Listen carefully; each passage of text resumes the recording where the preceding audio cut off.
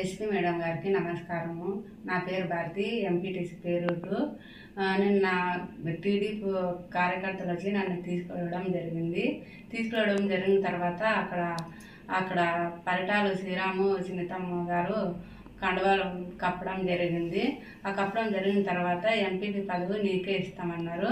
ఆ ఎంపీ పదవి కోసం నాకు ఇష్టం లేదు. ఎందుకంటే నేను వైసీపీలో గెలిచి దీంట్లో ఎంపీపీ మళ్ళీ దాంట్లో గెలిచి ఇప్పుడు ఎంపీపీ కావాలంటే టీడీపీలో అదేందో ఒకరు పుట్టి ఇంకొకరు పేరు చెప్పడం అది బాగుండదు. అది నాకు నచ్చలేదు.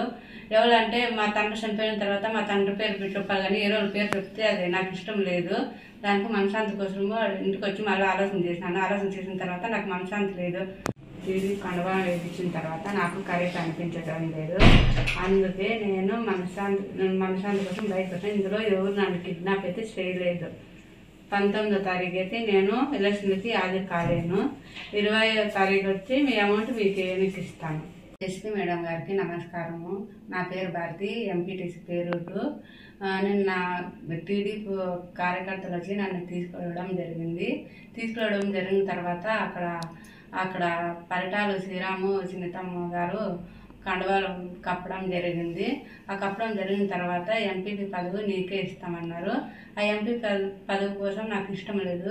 ఎందుకంటే నేను వైసీపీలో గెలిచి దీంట్లో ఎంపీపీ మళ్ళీ దాంట్లో గెలిచి ఇప్పుడు ఎంపీపీ కావాలంటే టీడీపీలో అదేందో ఒకరు పుట్టి ఇంకొకరు పేరు చెప్పడం అది బాగుండదు. అది నాకు నచ్చలేదు. ఎవరంటే మా తండ్రి చనిపోయిన తర్వాత మా తండ్రి పేరు చెప్పాలి, కానీ ఏ రోజు పేరు చెప్తే అది నాకు ఇష్టం లేదు. దానికి మనశ్శాంతి కోసము ఇంటికి వచ్చి మళ్ళీ ఆలోచన చేసిన తర్వాత నాకు మనశ్శాంతి లేదు.